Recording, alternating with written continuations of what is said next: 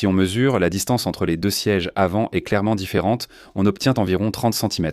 Donc quand on s'assoit à la première rangée, le véhicule où le conducteur et le passager se sentent un peu plus proches l'un de l'autre et le Sorento. Comparé au Sorento 6 places avec des sièges indépendants, le Filante est au moins 2 cm plus large. Donc en s'asseyant réellement, parmi les véhicules de taille moyenne pour la deuxième rangée, celui qui soutient le mieux sous les cuisses est le coupé. À cause du design, la hauteur intérieure est clairement plus basse. Actuellement, la hauteur intérieure du Filante est d'environ 67 à 68 cm.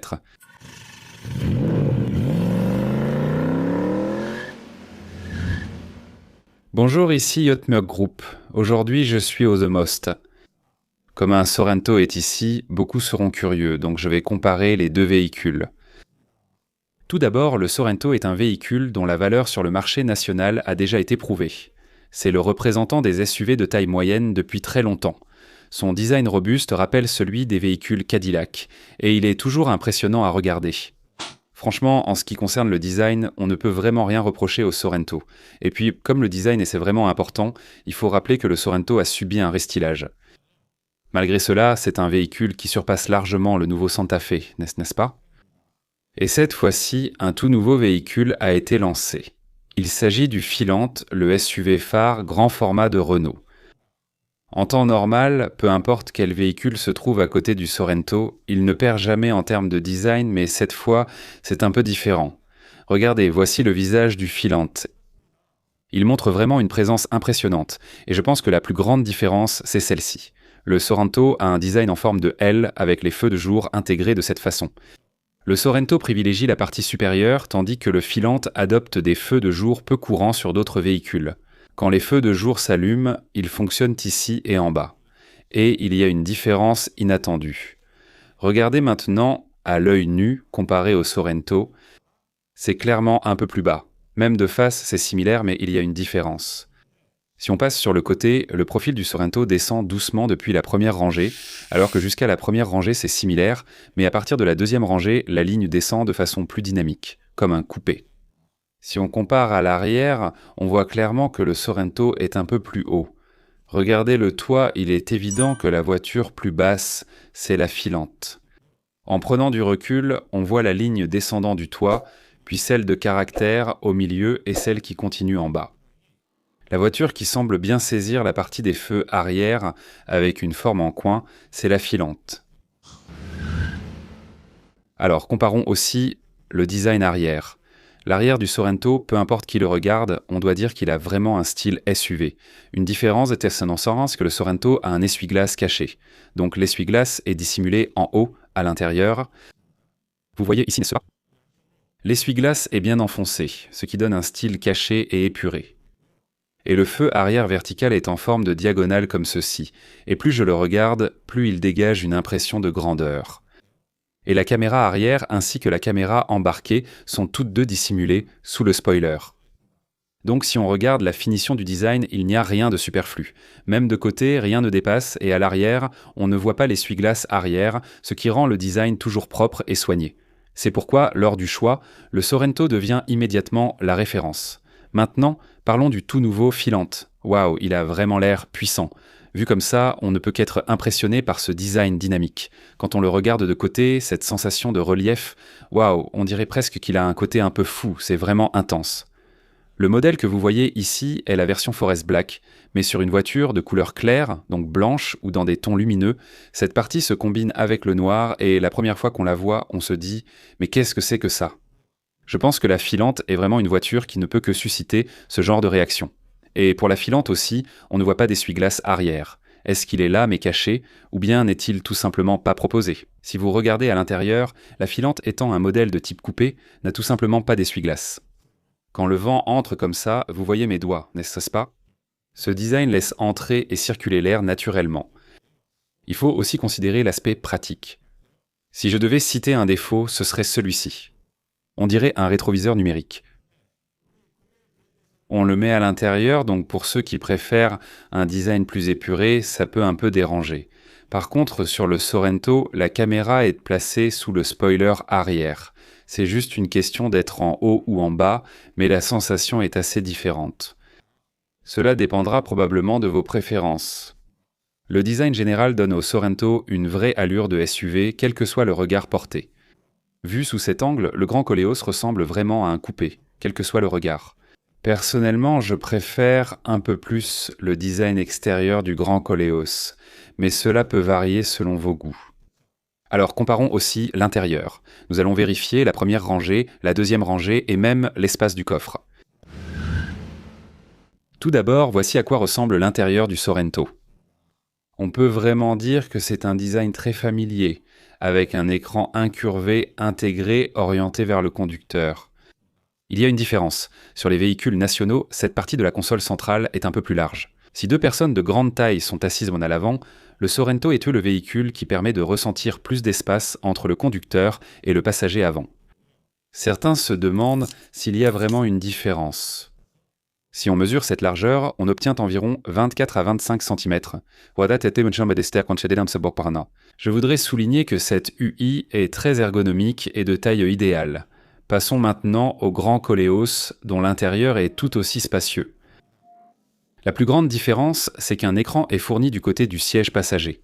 Donc il y a au total 3 écrans à l'avant, comme ceci, et ils font chacun 12 pouces, 12 pouces, 12 pouces. Donc si on les relie, en théorie, on peut dire que ça fait 36 pouces. Cette fois, le Grand Koleos diffère selon les finitions. L'Alpine que nous vous avons montré la dernière fois, et maintenant ce modèle iconique que vous voyez, présente des différences dans ses parties, qui donnent une impression de pierre ou de céramique. Ces parties sont également perforées pour éviter que vos mains ne transpirent. Mais surtout, ce qui distingue clairement ce véhicule des autres, c'est ceci. Le design des sièges est vraiment impressionnant à chaque fois qu'on le regarde. On remarque que le logo Alpine ne s'allume pas ici, ce qui montre que ce véhicule est la finition iconique. Rien que cela, c'est déjà pas mal.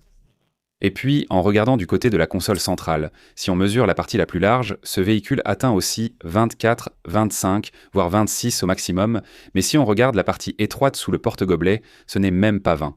Donc en réalité, le véhicule où l'on sent que les deux personnes assises de chaque côté sont assez proches l'une de l'autre, c'est justement le Grand Koleos. On va mesurer ici. La largeur de ce côté fait environ 20. Alors, on va vérifier selon le même critère. Je vais voir si c'est vraiment pour ça qu'on avait l'impression d'être plus proche. Si on mesure selon le même critère, la distance entre le siège avant gauche et le siège avant droit est clairement différente. On obtient environ 30, donc quand on est assis à l'avant, le côté où le conducteur et le passager se sentent plus proches, c'est le Grand Koleos. Si vous êtes en couple,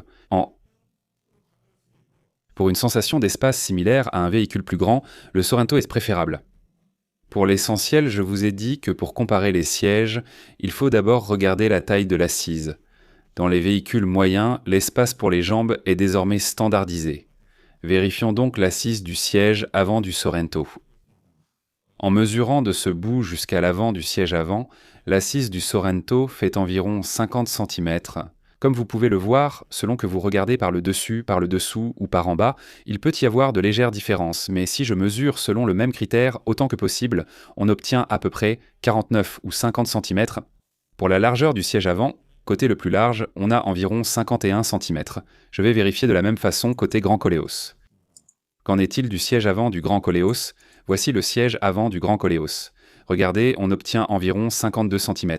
Le Grand Koleos est donc presque 2 cm plus long. Et pour la largeur, c'était 51. Tout à l'heure, ici, la largeur du siège est d'environ 50 ou 50,5 cm. C'est à peu près cette différence.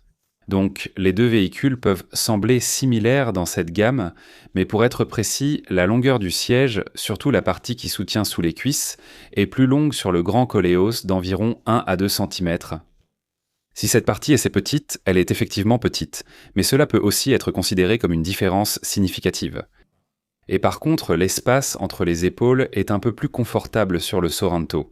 Donc si l'on considère la sensation d'espace à la première rangée, la structure du Sorento donne une impression d'espace un peu plus généreuse.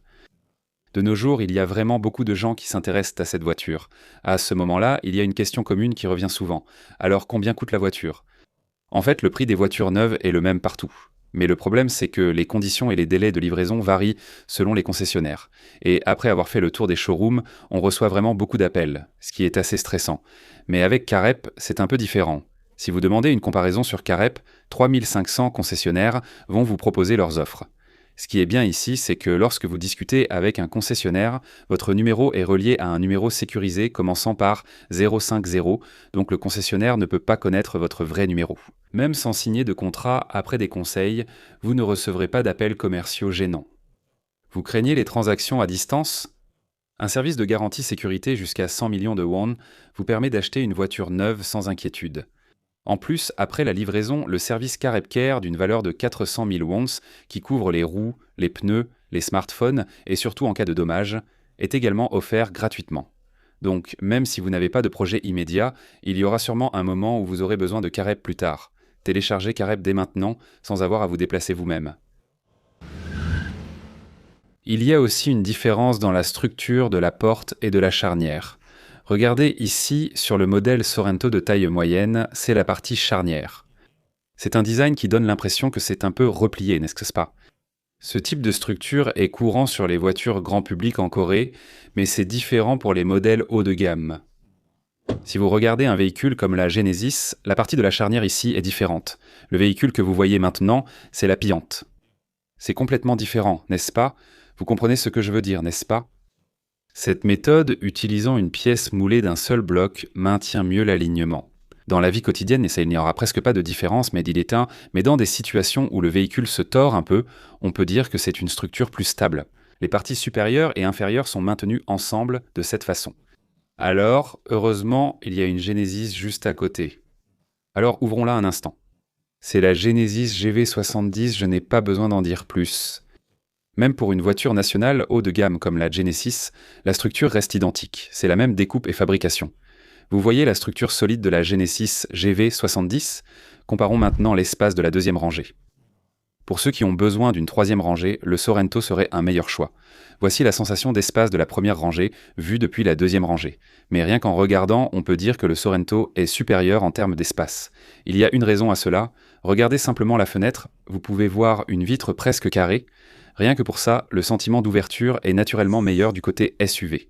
Et qu'en est-il de l'espace de la deuxième rangée ? Je vous ai dit que la taille de l'assise de la deuxième rangée est importante. Le véhicule que vous voyez maintenant est un modèle 6 places. À titre de référence, les modèles 6 places et les modèles 5 places avec banquette sont différents. Je voulais donc vous le préciser et mesurer directement la longueur de l'assise. La longueur de l'assise de la deuxième rangée du Sorento 6 places est légèrement inférieure à 50 mm, je dirais environ 49,5 mm, c'est un peu moins que prévu. C'est plutôt petit. Et pour la partie la plus large de la deuxième rangée, on atteint 53 mm, environ 53 mm seulement. Sur le Sorento avec siège indépendant à la deuxième rangée, comparé à l'espace pour les jambes, la largeur gauche-droite est un peu plus grande, et la longueur de l'assise est légèrement inférieure à 50 mm, mais elle s'en rapproche presque. Vous pouvez le comprendre ainsi. Pour la sensation d'ouverture, regardons ensemble. Comparez par vous-même. Rien que pour cette sensation, le style SUV authentique offre un espace plus généreux. Alors passons directement aux filantes. Qu'en est-il de la banquette arrière du filante ? Waouh, mais même à l'œil nu, on voit clairement que c'est très différent. Commençons par mesurer la taille de l'assise arrière du filante. Rien qu'en regardant, elle semble beaucoup plus grande. En utilisant le même critère, cela devrait suffire. Si on mesure d'un bout à l'autre, voyez-vous ici, on obtient environ 51,5 mm, c'est bien ça ? Comparé au Sorento 6 Place avec siège indépendant, le filante est au moins 2 cm plus large. Je pense que la taille du siège elle-même est probablement identique à celle du Grand Koleos. En s'asseyant vraiment, parmi les véhicules moyens, le filante soutient le mieux l'arrière des cuisses à la deuxième rangée. Et c'est pareil pour le Grand Koleos, vous pouvez le considérer ainsi. Regardez aussi la sensation d'ouverture. L'arrière est relevé comme ça, donc même comparé au Grand Koleos, l'espace de la deuxième rangée du filante donne une impression un peu plus fermée. Il y a aussi un autre point, en raison de la structure du siège, le siège sport est fermé à l'avant, comme une grande montagne, mais ce n'est pas extrêmement étouffant. Mais comme vous souhaitez une comparaison plus détaillée, je vous explique ces différences. Si vous passez d'un autre coupé au filante, vous ferez « waouh ». Parmi les X5 et X6 que je conduis, le X6 donne une impression d'ouverture un peu moins grande, mais c'est un design qui prend en compte ce genre d'aspect. Surtout, la filante a de série un toit en verre sur toutes les finitions, comme vous pouvez le voir en haut. Cela joue un grand rôle pour augmenter la sensation d'ouverture à l'intérieur. Alors, pour finir, nous allons aussi comparer le coffre. Alors, c'est vraiment la différence du côté du coffre. Visuellement, il y a clairement une différence. Le Sorento donne une impression de plus grande capacité, peut-être parce que la hauteur intérieure est plus élevée. En revanche, pour la filante, avec son design de type coupé, la hauteur intérieure semble nettement plus basse. Donc, il faut mesurer. Je vais commencer par mesurer la hauteur. Voici la hauteur intérieure du Sorento mesurée du fond du coffre au plafond en prenant l'intérieur comme référence. On obtient environ 78 cm. 78 cm, c'est la hauteur intérieure pratique. C'est la partie réellement utilisable. La référence de mesure n'est pas le dessus, mais bien l'intérieur. Donc environ 77 à 78 cm pour la hauteur intérieure du Sorento. C'est un point important si vous transportez des objets volumineux ou si vous partez en camping. Maintenant, passons à la mesure de la filante.